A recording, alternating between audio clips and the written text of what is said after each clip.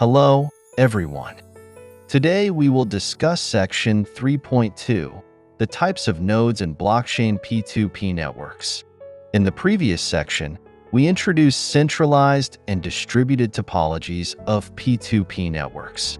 This session, we will continue by discussing another form known as the hybrid P2P network topology. Researchers have combined the advantages of decentralization in distributed P2P systems with the rapid search capabilities of centralized P2P systems to propose a hybrid P2P network structure, also referred to as a semi-distributed P2P network structure. In a hybrid P2P network structure, nodes are categorized into two types based on their capabilities: ordinary nodes and supernodes. Supernodes, also known as search nodes, form a small, self-contained, centralized-based P2P network pattern with several neighboring ordinary nodes. The hybrid P2P network topology includes two types of nodes: search nodes and ordinary nodes. Search nodes form an autonomous cluster with several neighboring ordinary nodes, adopting a centralized directory-based P2P model within each cluster. Different clusters within the entire P2P network are then connected through pure P2P models between the search nodes, thus forming a hybrid topology.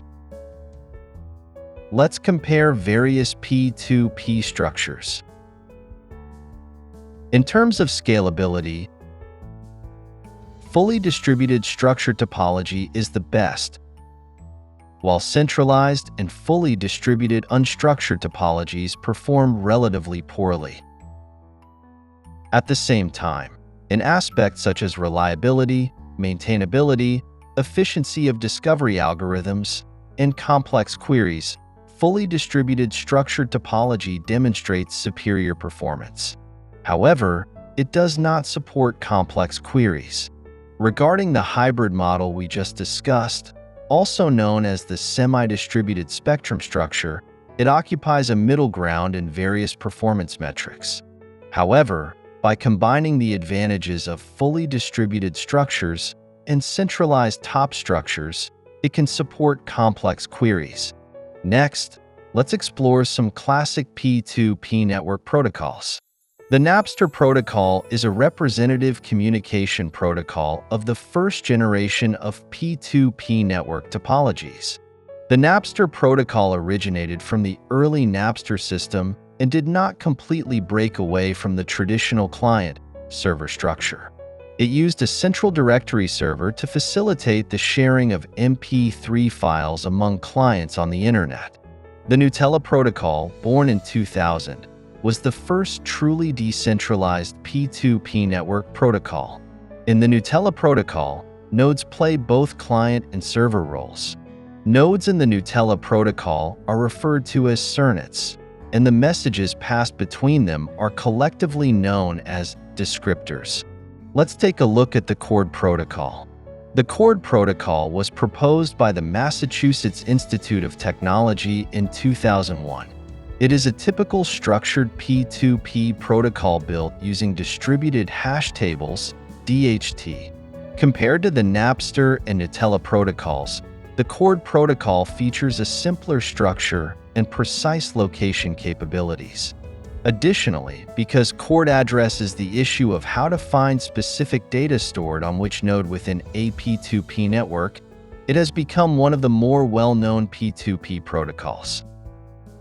The network structure of blockchain inherits the general topology of P2P networks from computer communications, but also improves upon existing P2P networks to some extent to adapt to its built-in consensus mechanism, incentive mechanisms, and application scenarios.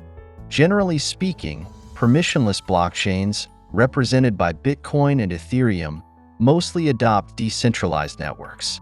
Their network nodes generally have characteristics such as massive scale, distribution, autonomy, and openness with free entry and exit.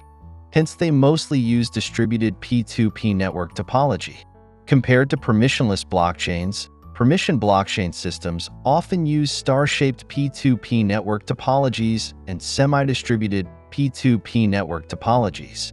At the same time, to adapt to adjustments in network topology, the types of nodes in different blockchain projects may vary.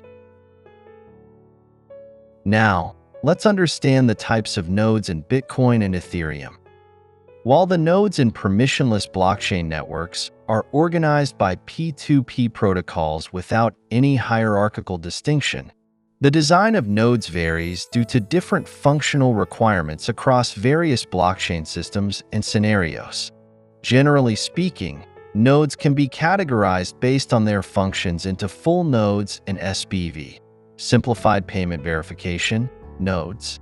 In permissionless blockchains, nodes typically encompass 4 functions: routing communication, ledger storage, consensus participation, and wallet management.